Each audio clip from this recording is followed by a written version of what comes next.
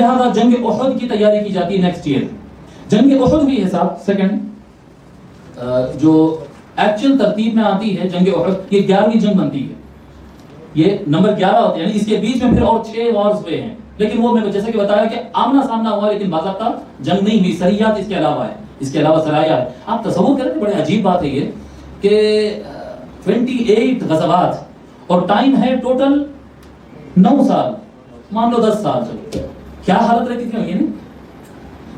نہیں فروری میں گھر کو آئے اور مارچ میں نکل گئے جنگ کے لیے. جنگ ہے بھائی، کھانا کھانے ہوٹل نہیں جا رہے ہیں آپ، جنگ کرنے جا رہے ہیں، آتے واپس نہیں آتے نہیں معلوم ہے جی. مارچ میں واپس آئے، اپریل کا 1 مہینہ آرام کرے، مئی میں جنگ کے لیے نکل گئے، مئی میں واپس گھر کو آئے، پھر اطلاع ملی پھر نکلنا ہے، پھر مئی میں ہی نکل گئے واپس، 10 دن گھر میں نہیں بیٹھے پھر نکل گئے. ایسے حالت ہوتی تھی مسلمان. یعنی آج ہم یہ جو ہوتے ہیں نا، ہم ایک جلسہ کرتے ہیں، پروگرام کر کے ہوتے ہیں، میں دین کے لیے کام کرا، لوگ میری عزت نہیں کر رہے ہیں. بھائی ہم کیا کام کریں؟ کام یہ لوگ کرے صاحب جی، کام یہ لوگ کرے ہیں کہ سال میں 8-8 10-10 جنگیں لڑنا پڑتی تھی ان کو، جنگ لڑنا پڑتا تھا صاحب. چندہ دینا نہیں تھا، وہ اپنے جاب کے علاوہ 2 گھنٹے ٹائم نکالنے کا نہیں تھا مسئلہ، وہ جنگ کرنا تھا جی. اپنی بیوی بیوہ ہو سکتی ہے، اولاد یتیم ہو سکتے ہیں جی، کاروبار پورا گھر سڑک پہ آ جاتا ہے. جنگ کس کو کہتے ہیں؟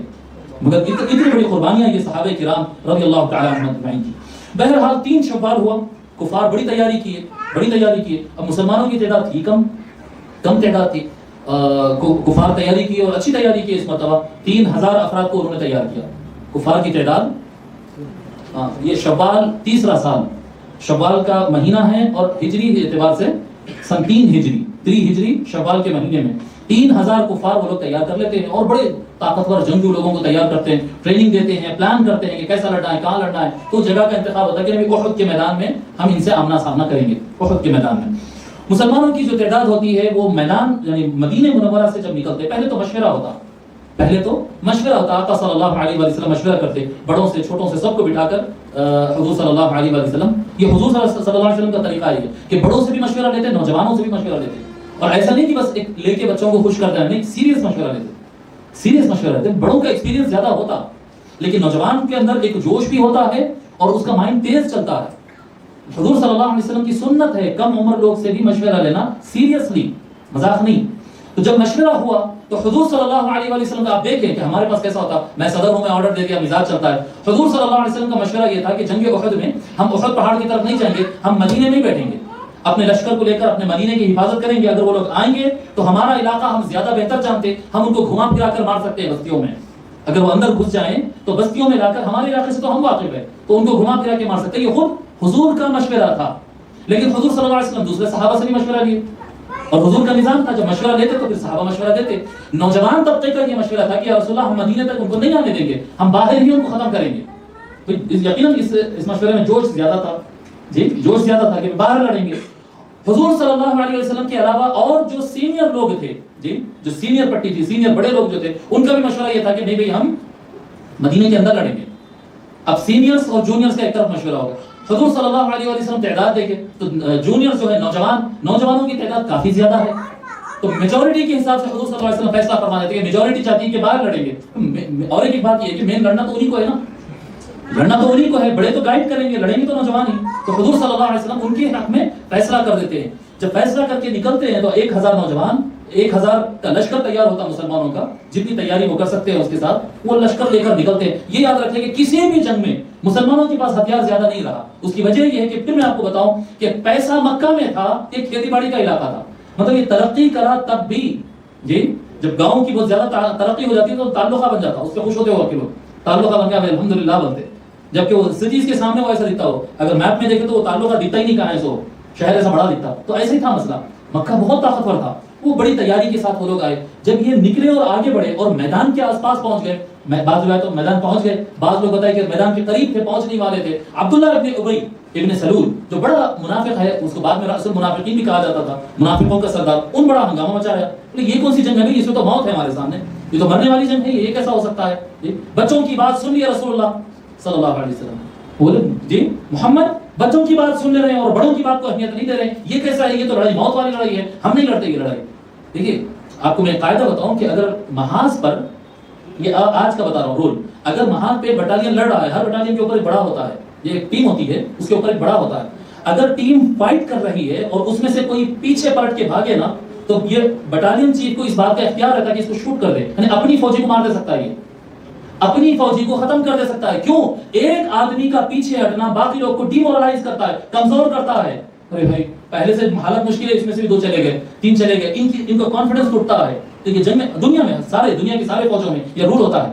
اب ایسے مشکل وقت میں جب کہ سامنے والا دشمن پیسہ زیادہ رکھتا ہے، ہتھیار زیادہ رکھتا ہے، تعداد زیادہ رکھتا ہے، ویل ٹرینڈ ہے، یہاں پر تعداد، پیسہ، افراد، ہتھیار سب کم ہے، ایسے ٹائم پہ لڑائی ہونے جا رہی ہے، اس میں سے عبداللہ ابن ابی گڑبڑ کرتا ہے اور اس کے ساتھ کچھ لوگ ہو جاتے ہیں اور تقریباً 300 آدمی 1000 میں سے یعنی 30% لشکر بغاوت کر جاتا ہے. بغاوت کیا کہتا ہے؟ بے وفائی کر دیتا ہے اور نکل کے واپس مدینے کی طرف آ جاتا ہے. اب یہ 1000 جا کر 700 بچ گئے، 700 ورسز 3000 ہو گئے. یہ جنگ بڑی خطرناک ہوتی، لیکن جس وقت میدان میں پہنچتے ہیں تو حضور اکرم، کیونکہ یہ میدان مدینے سے قریب ہے، تو حضور اکرم صلی اللہ علیہ وآلہ وسلم وہاں پر ایک پہاڑ ہوتا ہے جس کو بعد میں اس کا نام جبل الرماح رکھ دیا گیا. رماح رامی رماح کہتے ہیں تیر انداز، دور سے جو مارتے ہیں نا ان کو. یہ اس کی بڑی اہمیت ہے، یعنی دور سے وار کرنے کی طاقت. آج سمجھ میں آ رہا ہے نا کہ ایران سے امریکہ پریشان ہے یا پھر نارتھ کوریا سے امریکہ پریشان ہے. پڑھ نہیں وہ آتا دیکھو عجیب ولی موٹو کیا جم کیا نام ہے کم جون اون کیا جو بھی نام ہے اس کا. بھئی اتنا آپ پڑھیں آپ نارتھ کوریا کے بارے میں، غریب ملک ہے وہ ملک غریب ہے لیکن اس سے امریکہ ڈرا ہوا ہے. کیوں؟ کیا چیز ہے صاحب اس کے پاس؟ اگر آمنے سامنے والی جنگ ہو تو ادھر دے سکتا امریکہ اس کو، لیکن اس کے پاس لانگ ڈسٹینس والے میزائل بنانے میں کامیاب ہو گیا وہ. بولے ہم واشنگٹن کو مار سکتے ہیں اپنے گھر میں بیٹھ کے، ہم نیو یارک میں مار سکتے ہیں، تم حملہ کرنا جلا تو ہمارے پورے ملک، لیکن ہم جلنے سے پہلے تم بھی جلیں گے. اس لیے امریکہ پریشان ہے. جی ایران سے کیوں پریشان ہے آج امریکہ؟ جی بہت بڑی اکنامیکل پاور ہے کیا؟ کچھ بھی نہیں ہے صاحب. 40 سال سے تو ان کے اوپر پابندیاں لگے ہوئے، تحدیدات لگے ہوئے 40 سال سے، لیکن پریشان کیوں ہیں؟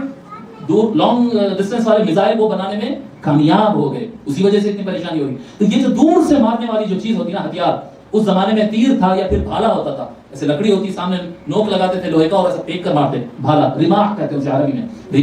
رماح ہو یا سہم ہو، یہ دور سے مارنے والا. حضور اکرم صلی اللہ علیہ وآلہ وسلم ارشاد فرمائے ہیں الا ان القوة الرمي، دور سے وار کرنے والے جو چیز ہوتی ہے یہ بڑی طاقت ہوتی ہے فرمائے حضور صلی اللہ علیہ وسلم. اور آج پوری دنیا کے اندر مسلمان جو کمزور پڑا ہوا ہے یہ ایک چیز ہے. آپ کیا سمجھتے ہیں کہ جتنا مسلمانوں میں جگر ہوتا ہے دنیا کی کسی قوم میں اتنا جگر ہوتا ہے؟ جی یہ جو جگر مسلمانوں کے پاس ہوتا ہے نا، ایک عجیب یقین ہے صاحب، مرے تو جنت میں جانا ہے. تو اس سے تو کوئی نہیں لڑ سکتا. جو قوم مرنے کے لیے تیار ہے وہ قوم سے کوئی نہیں لڑ سکتا صاحب. کمزوری یہ ہے کہ ہمارے پاس جو اللہ حکم دیا وَأَعِدُّوا لَهُم مَا اسْتَطَعْتُم مِّن قُوَّةٍ، جی جتنی طاقت تم تیار کر سکتے ہو تیار کرو. وہ تیاری نہیں کرے مسلمان. آج مسلمان میزائل سسٹم میں پیچھے ہو گیا، جس کی وجہ سے ہر کوئی اسے مار سکتا ہے لیکن وہ دوسروں کو مارنے کے موقف میں نہیں، دوسروں کو مارنے کے موقف میں نہیں ہے. یہ بڑی طاقت ہوتی ہے دور سے وار کرنا. حضور اکرم صلی اللہ علیہ وآلہ وسلم دور سے وار کرنے کا ایک سسٹم وہاں پر بنائے. ایک پہاڑ تھا جو ابھی بھی ہے جبل الرماح، لیکن وہ کتنا چھوٹا ہو گیا، وہ معلوم نہیں توڑ کے چھوٹا کیا گیا یا گھسے کر کے چھوٹا ہو گیا، میرے کو نہیں معلوم، لیکن چھوٹا ہو گیا. پہلے بڑا تھا وہ پہاڑ. اس پر حضور صلی اللہ علیہ وسلم 700 لوگ میں سے 50 آدمی کو مقرر کر دیے تھے اور ان کا الرماح تھے، وہ ان کا کام تھا تیر چلانا. ان کو وہ پہاڑ پر چڑھا دیے تھے اور فرمایا کہ چاہے نیچے جنگ جیتے جنگ ہارے جو ہوتا ہو جائے، آپ لوگ نیچے نہیں اترنا، کیونکہ ہم ایک فیس سے لڑ سکتے ہیں، ان کی تعداد زیادہ ہے. بھئی 700 کے ساتھ 1500 آدمی یہاں لڑ رہے ہوں اور 1500 آدمی پیچھے سے اگر پلٹ کے آ گئے، دو سائڈ سے بھی اگر وار ہونا شروع ہو گئے تو مسلمان کیسے لڑیں گے؟ جی تعداد کم ہے نا صاحب، تیاری اچھی کرنا پڑتا. تو حضور صلی اللہ علیہ وسلم فرما دیے کہ یہ پہاڑ پہ آپ لوگ بیٹھ جاؤ، ہم ان کے فیس پر لڑیں گے. اگر ان میں سے کوئی پیچھے سے آنے کی کوشش کیا تو یہ 50 آدمی ایک ساتھ تیر چلانا ان کی سروں کے اوپر، تو وہ لوگ وہاں سے آگے نہیں بڑھ سکیں گے. پلان بہت اچھا تھا، 1 سے 2-3 مرتبہ کوشش بھی کی گئی، ادھر سے تیر چلے وہ لوگ نہیں آئے. جی جنگ کی ابتدا تھوڑی ہی دیر ہوئی تھی کہ مسلمان جیت کے قریب آ گئے، جیتنے لگے بالکل، اور کفار کھدر دیے گئے ہیں اور مارے گئے ہیں اور بھاگنے لگے ہیں. مین بات میں جیسے بتایا نا کہ مین بات یہ تھا کہ یہ قوم مسلمانوں کا جو لشکر تھا یہ لشکر مرنے تیار تھا اور یہ لوگ لڑ رہے تھے تاکہ نہیں مرنا ہے. ان کی لڑائی کا مقصد کیا ہے کہ ہم کو نہیں مرنا ہے. اور یہ مسلمان جو ہے یہ تو دعائیں کرتے اللہم ارزقنی شہادۃ فی سبیلک، اے اللہ ہم کو شہادت کی موت عطا کرو. ہاں انشاءاللہ کبھی پھر آپ کو تفصیل سے اگر کبھی سنائیں گے. تو حضرت سیدنا عمر بن خطاب رضی اللہ عنہ کے زمانے میں جو ملک فارس ایران جو فتح ہوا تھا نا، تو مین آرمی کے جو چیف تھے وہ تو حضرت سعد بن ابی وقاص رضی اللہ تعالیٰ عنہ تھے، لیکن نیچے جو بٹالینز بنتے ہیں اس میں سے ایک بٹالین کے سردار یعنی ایک ونگ کے جو کمانڈر تھے وہ حضرت خالد بن ولید رضی اللہ عنہ تھے. جا کے بڑے لشکر سے ٹکرانا تھا تو پہلے ان کی بٹالین اور ان کی بٹالین کا آمنا سامنا. ان کی بٹالین جو ہے وہ 1000-2000 آدمی کی، اور وہ ایرانیوں کی جو اس وقت کی جو بٹالین تھی فارس کی، کسرا کا جو لشکر کا حصہ تھا اس کا ایک چھوٹا سا حصہ آیا تو وہ 40-50 ہزار آدمی کا تھا. وہ ٹھیک ہے.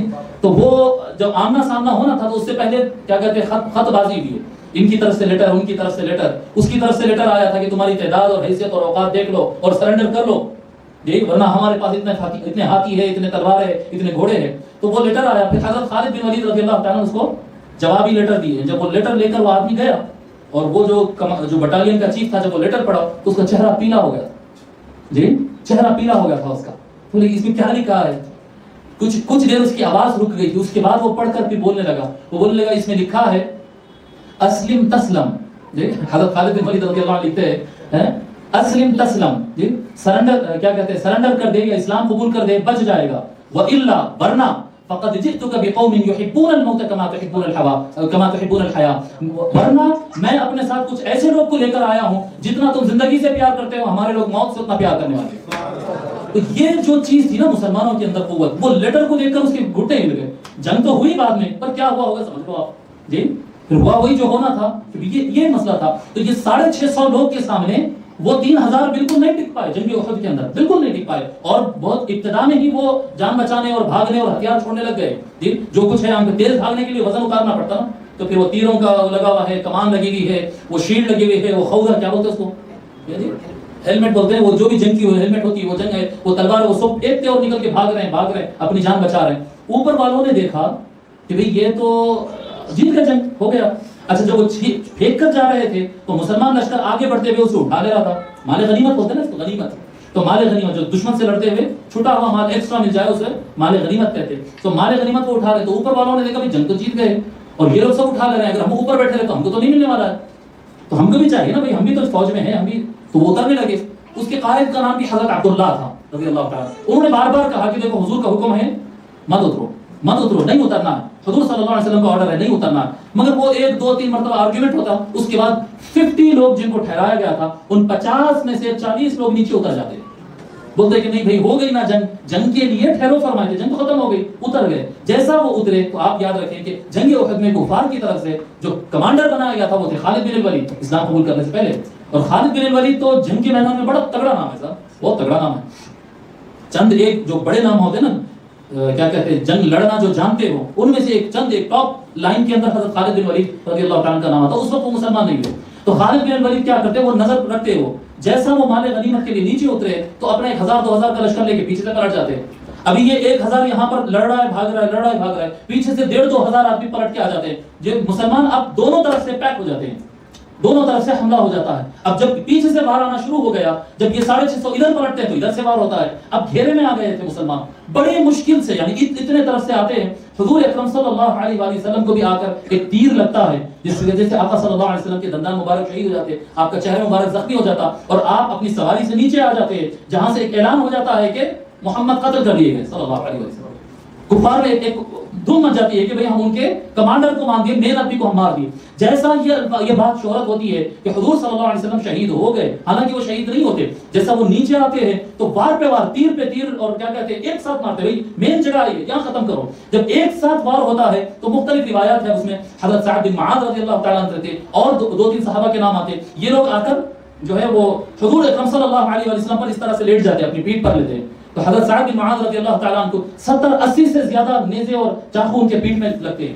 اس طرح سے حضور کے اوپر لیٹ جاتے ہیں. بڑی مشکل سے پھر مولا علی آگے بڑھتے ہیں اور مولا علی جب آ کر وہاں پر تیزی سے تلوار گھمانا شروع کرتے ہیں، کفار تھوڑا پیچھے ہٹتے، حضور اکرم صلی اللہ علیہ وسلم کو وہاں سے ہٹایا جاتا. لیکن خبر یہ پھیل جاتی ہے کہ حضور شہید ہو گئے. اب حضور صلی اللہ علیہ وسلم کو پہاڑ کے کسی ایک محفوظ مقام پر پہنچا دیا جاتا ہے، کافی زخمی اور کنٹینیو خون بہ رہا ہے. اور یہ یاد رکھیں کہ جنگ احد کے اندر سیدہ فاطمہ بھی جنگ میں آقا صلی اللہ علیہ وسلم کے ساتھ چلی تھی. جی یہ حضور صلی اللہ علیہ وسلم کا طریقہ رہا، یہ سنت رہی. آج یعنی کر سکتے نہیں کر سکتے، اور جاب کر سکتے نہیں کر سکتے کا سوال ہے. حضور صلی اللہ علیہ وسلم جنگوں میں بھی لے جاتے، وہ امہات المؤمنین جنگوں میں جاتی، سیدہ فاطمہ جنگوں میں جاتی، کئی صحابیات جنگوں میں جاتی. ہاں عورت کو لڑنے کے لیے کبھی حضور صلی اللہ علیہ وسلم میدان میں نہیں اتارے تلوار دے کے کہ تم کو لڑنا ہے. لیکن بعض صحابیات ضد کر کے باضابطہ تلوار لے کے مردوں کے بیچ میں تلوار گھماتے ہوئے لڑی بھی ہیں. حضور صلی اللہ علیہ وسلم کو سختی سے روکے بھی نہیں.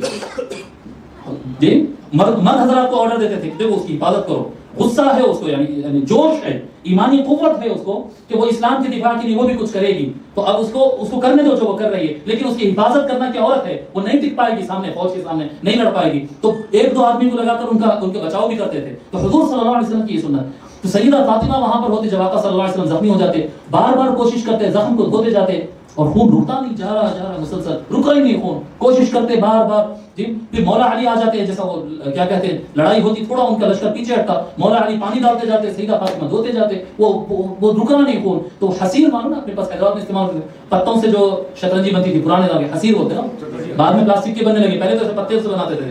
وہ حسیر جو ہوتی ہے وہ حسیر کو جلائے اور اس کی جو راکھ رہتی ہے وہ جلتی ہوئی راکھ لا کر حضور صلی اللہ علیہ وسلم کے مسوڑوں پر لگائے سیدہ فاطمہ. جب وہ لگا کر اس کو دبائے تب جا کر آقا صلی اللہ علیہ وسلم کا خون مبارک رکا. اور اس وقت تک کیونکہ مسلمانوں ایک دم ٹوٹ گئے تھے اندر سے، جب یہ اطلاع ملی کہ حضور شہید ہو گئے، حضور شہید ہو گئے، تو ایک دم مسلمان ٹوٹ جاتے اندر سے اور لڑنے کی ان کی طاقت، ان کے اندر حوصلہ نہیں رہتا.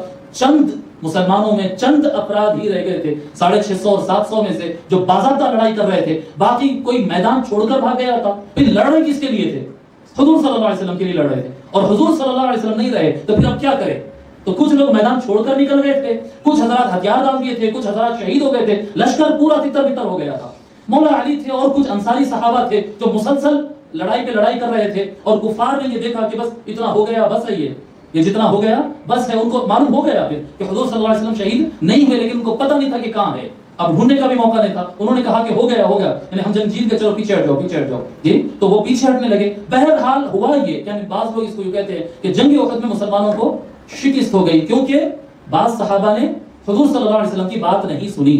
مگر حقیقت یہ ہے، یعنی آپ اس کو مسلمانوں کی فتح تو نہیں کہہ سکتے، لیکن یہ ایک حقیقت ہے کہ گراؤنڈ میدان جنگ وقت آخر تک جو بھی حالات ہوئے، مسلمان تو میدان نہیں چھوڑا تھا صاحب، میدان تو پھر کفار ہی چھوڑ کر گئے تھے، کفار ہی. حالانکہ وہ لوگ بھاری پڑ گئے تھے، بہت زیادہ مسلمان قتل ہوئے، بہت کچھ یعنی نقصانات ہوئے، لیکن کفار خود سنبھل کے بولے کہ نہیں اتنا جو ہو گیا اب نکل لو یہاں سے. سو نکل گئے، اور نکلتے ابو سفیان یہ جملہ بول کر گیا تھا. ابو سفیان جو اس وقت سردار تھا نا، اور یہ جو جنگ احد میں جو لشکر آیا تھا، اس کا مین کیا کہتے ہیں انویسٹر کرنا پڑے گا، اسپانسر. اس کا مین اسپانسر جو ہے، اس سے متعلق آیات بھی ہے، قرآن آیات بھی اس سے متعلق نازل ہوئے ہیں، بڑی ڈیٹیل ہے. ابو سفیان مین اسپانسر تھا، یعنی پورے جنگ کے اخراجات انہوں نے خود نے اٹھایا تھا. آپ تصور کریں کتنا مالدار آدمی تھا ہوگا. ایسا کوئی نارمل بزنس مین نہیں تھا وہ، جیسے آج اپنے پاس یہ ہوتی ہے بل گیٹس، امبانی، یہ جس طرح کے نام ایسے مالدار تھے وہ، مطلب اس لیول میں اس زمانے کے حساب سے وہ اس ٹائپ کے تھے کہ پورے لشکر کو انہوں نے فنڈ کیا تھا، پوری جنگ کو انہوں نے اسپانسر کیا تھا، کفار کے لشکر کو پورا. تو بہرحال وہ نکل گئے. جاتے ابو سفیان یہ بول کر جاتا جی یہ تو اب تو ہم جا رہے ہیں، لیکن پھر بدر کے میدان میں پھر ملاقات ہوگی، پھر بدر کے میدان میں پھر ملاقات ہوگی، پھر دیکھنا ہم پھر آئیں گے، پھر ملاقات ہوگی. اور اس وقت تک وہ غصہ کیا تھا وہاں پر، مورخین لکھتے ہیں یہاں پر کہ غصہ یہ تھا کہ ان کو لوٹ نہیں سکے مسلمانوں کو. ہونا یہ تھا کہ حضور صلی اللہ علیہ وسلم کو شہید کر دینا تھا، ان کے سارے بڑوں کو قتل کر دینا تھا، جیسا کہ بدر میں کفار کے بڑے مارے گئے تھے. تو سارے مسلمانوں کے بڑوں کو ختم کرنا اور ان کا مال لوٹ لینا اور مدینہ تہس نہس کر کے جانا ان کے پلان میں تھا. وہ نہیں کر پائے تھے، نکل گئے تھے، مسلمان میدان میں تھے. بہرحال حضور اکرم صلی اللہ علیہ وسلم کو اور دیگر لوگ کو لے کر چلے گئے. اور اسی جنگ کے اندر سید الشہداء حضور صلی اللہ علیہ وسلم کے چچا حضرت سیدنا امیر حمزہ رضی اللہ تعالی عنہ بھی شہید ہو جاتے ہیں. اور یہ ابو سفیان کی بیوی جو ہوتی ہندہ، یہ ہندہ ہی جو ہے اسپیشل وحشی کو تیار کرتی ہے. اور وہ بہرحال اس کا ایک وہ منت ہوتی ہے، اس کی منت ہوتی ہے کہ میں حضرت حمزہ رضی اللہ عنہ کی کلیجے کو خود کھاؤں گی، میں کھاؤں گی. عجیب لوگ تھے، یعنی یہ اس کو کیا کہیں گے، یہ مسلم کافر نہیں، یہ ایسی کچھ حرکتیں جو انسان نہیں کر سکتا، یہ انسان نہیں کر سکتا. حضرت سیدنا امیر حمزہ رضی اللہ تعالیٰ عنہ کو شہید جب کر دیا جاتا تو آپ کے جسم مبارک کو اٹھا کر لایا جاتا. جیسا ادھر سے کچھ خواتین حضور کے ساتھ میدان جنگ میں تھی، اسی طرح سے مشرکین کی طرف سے بھی کافی خواتین اور کافی کچھ آیا ہوا تھا وہاں پر. تو اس میں ہندہ بھی ہوتی. جب ان کا لاشا اٹھا کر حضرت سیدنا حمزہ رضی اللہ عنہ کا لے جایا جاتا تو ہندہ بیٹھ کر خود وہ جو ہے چاقو سے پھر ان کے ناک کو، کان کو کترتی، آنکھ پھوڑتی اور کلیجہ سینے کو چیرتی اور پیٹ کو چیرتی اور کلیجہ نکالتی ہے اور خود چباتی ہے، کیونکہ اس کی قسم کھائی تھی کہ میں جو ہے حمزہ کا کلیجہ کھاؤں گی. تو وہ چباتی ہے لیکن نگل نہیں سکتی ہے، چبا کر پھونک دیتی ہے. تو یہ حضرت سیدنا امیر حمزہ رضی اللہ تعالیٰ عنہ کا لاش مبارک وہاں پر پڑا ہوا ہے. اور سب جو ہے مسلمان ادھر ہٹ گئے اور مسلمان بہت سارے شہداء میدان میں، کفار بھی نکل گئے، یہ بھی نکل گئے. جب رات ہو جاتی ہے، رات جو ہوتی ہے پرانے زمانے میں رات میں جنگ نہیں، سورج ڈوب گیا جنگ ختم. تو وہ ٹائم پر جو ہے اب کیا کیا جا رہا تھا کہ جو زخمی ہیں ان کو مرہم پٹی کر رہے تھے. جنگ تو ختم ہو گئی، سب اپنے اپنی جگہ چلے گئے، مرہم پٹی کر رہے ہیں اور آہستہ آہستہ ڈھونڈ کر اپنے اپنے لوگوں کی لاش کو اٹھا کر لایا جا رہا ہے. ایسے ٹائم پہ حضور صلی اللہ علیہ وسلم کو آواز آتی ہے حضور صلی اللہ علیہ وآلہ وسلم کو آواز آتی، دو لوگ گانا گا رہے تھے، شعر پڑھ کر، شعر گانے کے جو غزل کے اور گانے کے جو الفاظ رہتے ہیں، یہ ایک حدیث ہے، یہ آپ لوگ بولے تو میں بیان کرتا ہوں، جی سنا دوں، کیونکہ بعض احادیث ہمارے پاس ایسا ہے نا کہ بعض حدیثیں بولنا بہت خوشی سے ہوتا ہے، چوم چوم کر سنتے ہیں، اور بعض حدیثیں بولے تو پھر کیا کہتے ہیں مسلمان باقی حدیث سنانے والے مسلمان نہیں بول دیتے، ایسا عجیب ماحول ہے ہمارے پاس. جو حضور فرمائے وہ حق ہے، جو حدیث ہے وہ حق ہے. بہرحال سنا ہی دیتا ہوں آپ کو. تو وہ جو سیدنا امیر حمزہ رضی اللہ عنہ کے وہ حضور صلی اللہ علیہ وسلم کو آواز آتا ہے کہ دو لوگ گا رہے ہیں، ایک آدمی شعر دے رہا ہے اور دوسرا آدمی وہ شعر کو ترنم میں گا رہا ہے، جی گا رہے ہیں. تو حضور صلی اللہ علیہ وسلم فرماتے ہیں یہ کون لوگ گا رہے ہیں، کیا گا رہے ہیں، یہ کیا گا رہے ہیں، کون لوگ گا رہے ہیں، کون ہیں یہ، اور وہ کیا گا رہے تھے. جی سمع رسول اللہ صلی اللہ علیہ وسلم صوت رجلین وهما یقولان. حضرت عبداللہ بن عباس رضی اللہ تعالی روایت فرماتے ہیں کہ رسول صلی اللہ علیہ وسلم آواز سنے، دو آدمی اور وہ دونوں یہ گا رہے تھے، ولا یزال حباری تلوح عظامه ذو الحرب عنه ان يجفن فيقدر. وہ اس طرح سے گا رہے تھے کہ ایک ان کا سپورٹرز، ان کے سپورٹرز میں سے ایک سپورٹر دیکھو ابھی اس کی ہڈیاں نظر آ رہی ہیں، یہاں پر پڑا ہوا ہے. جنگ تو ختم ہو گئی ہے لیکن اس کو کوئی دفنانے والا اب نہیں ہے، اس کو دفنانے کے لیے ابھی وقت نہیں آیا ہے کہ اس کی خالی ہڈیاں دکھ رہے ہیں اور لاش پڑی ہوئی ہے. یہ اس طرح سے وہ اشعار ہے، وہ اشعار بولتے ہیں. تو جب حضور صلی اللہ علیہ وسلم سوال کرتے کہ یہ لوگ کون ہے، کون ہے، یہ کس کا آواز آ رہا ہے، تو راوی آ کے کہتا ہے، راوی آ کر کہتا ہے کہ یہ معاویہ اور عمر بن عاص ہے جو لاش کے پاس ناچ کر گا رہے ہیں. اور مورخین نے لکھا ہے کہ یہ امیر حمزہ کی لاش پر ناچ رہے تھے، لاش کے اطراف میں جو بول رہے تھے نا کہ رسول اللہ کو سپورٹ کرنے والا ایک لاش یہاں پر پڑی ہوئی، ہڈیاں نظر آ رہے ہیں، جنگ ختم ہو گئی لیکن اس کو دفنانے والا کوئی نہیں، یہ حشر کیے ہیں ہم تمہارے آدمی کا. معاویہ اور عمر بن عاص یہ دونوں گا رہے تھے. اور میں حوالے دوں گا ابھی. جب یہ حضور صلی اللہ علیہ وسلم کو یہ بات پہنچتی ہے کہ سید الشہداء سیدنا امیر حمزہ کا، حضور کے چچا کا لاش مبارک پر یہ لوگ یہ گانا ناچ کر رہے ہیں، وہاں پر اس طرح کے الفاظ کہہ رہے ہیں، تو حضور صلی اللہ علیہ وسلم فرماتے ہیں فسأل عنہما فقیل معاویہ وعمر بن عاص فقال. تو حضور صلی اللہ علیہ وسلم نے فرمایا اللهم ارقصهما في الفتنة رقصا ودعهما الى النار دعا. اے اللہ ان کو خوب فتنے میں مبتلا کر، یہ دونوں جو گا رہے ہیں نا آج، ان کو خوب فتنے میں مبتلا کر اور ان کو دھکا دے کر جہنم میں ڈال دے. یہ حضور صلی اللہ علیہ وسلم کی زبان مبارک سے نکلا. اس کو امام طبرانی نے المعجم الکبیر میں روایت کیا ہے، حدیث نمبر 10810 10810 طبرانی المعجم الکبیر میں. پھر امام طبرانی نے المعجم الاوسط میں باب العین حدیث نمبر 7280 میں. میں اس کے ریفرنس اس واسطے دے رہا ہوں کہ یہ وہ حدیث ہے جو سامنے لاتے پھر لوگ کہتے ہیں کہ بھئی میں بولنے والا کو وہ اسلام سے نکال دیتے. یہ حدیث ہے، یہ حدیث ہے. مسند احمد میں آپ کو حوالہ دیا، معجم الکبیر مسند احمد میں امام احمد بن حنبل رضی اللہ تعالی روایت فرماتے ہیں حدیث نمبر 18944. مسند البزار میں امام بزار البحر الزخار اور مسند البزار میں روایت فرماتے ہیں ابو برزہ الاسلمی کی روایت سے حدیث نمبر 3265. ابن ابی شیبہ اپنی کتاب مصنف ابن ابی شیبہ میں یہ حدیث موجود ہے کتاب الفتن میں حدیث نمبر 37053 37053. یہ میں آپ کو 5 کتابوں کے حوالے دیا، اور کتابوں میں بھی ہے، یہ میں 5 کتابوں میں حوالے دے رہا ہوں. یہ حضور صلی اللہ علیہ وسلم کے فرمان ہے. یہ جو دو لوگ آج میرے چچا کی لاش کے پاس ناچ رہے ہیں، گا رہے ہیں، ان کے لیے حضور صلی اللہ علیہ وسلم کے یہ الفاظ رہے اللهم ارقصهما في الفتنة رقصا ودعهما الى النار دعا. اے اللہ ان کو خوب فتنے میں مبتلا کر اور ان کو دھکا دے کر جہنم میں ڈال. یہ حضور صلی اللہ علیہ وسلم کے الفاظ تھے. اب حضور صلی اللہ علیہ وسلم کی دعا قبول ہوئی یا نہیں ہوئی، تاریخ پڑھتے جائیں اور سمجھتے جائیں.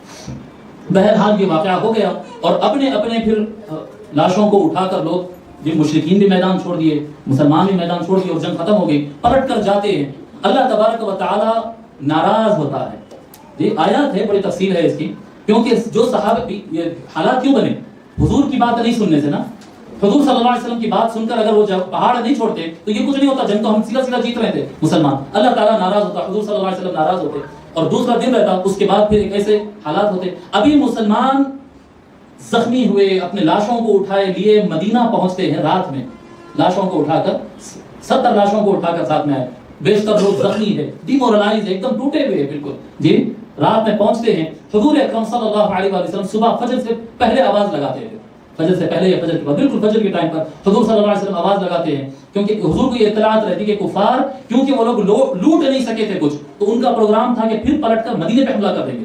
ابھی تو مسلمانوں کو لشکر اسٹیبل نہیں ہے، یہ صحیح ٹائم ہے، حملہ کر دو مدینے پر. تو وہ لشکر جو جا رہا تھا مکے کو واپس، پھر پلٹ کر واپس آنے لگا مشرکین کا، قریش کا لشکر، اور وہ لشکر کافی تیز آگے بڑھتا ہوا آتا، اور ایک مقام ہے مدینے سے قریب میں حمراء الاسد اس کا نام ہے، وہ حمراء الاسد کے پلیس تک آ جاتا ہے. حضور صلی اللہ علیہ وسلم کو یہ اندازہ ہو جاتا ہے کہ کفار یہ حرکت کر سکتے ہیں. تو ابھی زخمی گھر پہنچے، ابھی لاش نہیں دفنائے گئے، ابھی مرہم پٹی باندھی نہیں گئی، زخموں پر پٹی بھی پوری نہیں باندھی گئی تھی. آقا صلی اللہ علیہ وسلم فجر کے وقت آواز لگاتے کہ مسلمانوں اللہ کی راہ میں نکلنا ہے، دشمن اسلام آ رہا ہے. تو اس وقت آنن فانن پھر جو ہے 540 مسلمان زخمی حالتوں میں وہ میلی تلواروں کے ساتھ اٹھ کر جو حالت میں اس حالت میں دوڑتے آتے اور حمراء الاسد کے مقام تک پہنچ جاتے. ان کے آنے کی اطلاع سن کر مشرکین بولتے ہیں کہ یہ قوم نہیں، یہ قوم سے ہم فائٹ نہیں کر سکتے، لہٰذا ہم کو واپس چلے جانا چاہیے. مشرکین میدان چھوڑ کے چلے جاتے ہیں ان کے پہنچنے سے پہلے. تو یہ جو مسلمانوں کا پلٹ کر آنا ہے، اس پر اللہ تبارک و تعالیٰ پھر آیت نازل فرماتا ہے کہ اللہ تبارک و تعالیٰ نے جو غلطی ہوئی تھی صحابہ سے، اللہ تبارک و تعالیٰ نے ان کی غلطیوں کو معاف کر دیا ہے. اللہ ان سے راضی ہو گیا ہے کہ اس حالت میں بھی پھر یہ رسول اللہ کے لیے انسان ہے، انسان سے ہو جاتی ہے غلطی، لیکن بہترین انسان وہ ہے جو پھر اپنی غلطی کو ریکٹیفائی کر دے اور درست کر دے. اور صحابہ سے بہتر اپنی غلطی کو درست کرنے والا انسان روئے زمین پہ کوئی پیدا نہیں ہوا. جی وخیر التواب کہ کلکم خطاؤون وخیر الخطائین التوابون. حضور صلی اللہ علیہ وسلم فرمایا تم میں سے ہر ایک سے خوب غلطیاں ہوتی ہے، لیکن بہترین غلطی کرنے والا وہ ہے جو بہترین توبہ کرتا ہے. اور صحابہ سے بہتر توبہ کرنے والا کوئی نہیں ہے، پھر اللہ تعالیٰ ان سے راضی ہو جاتا ہے.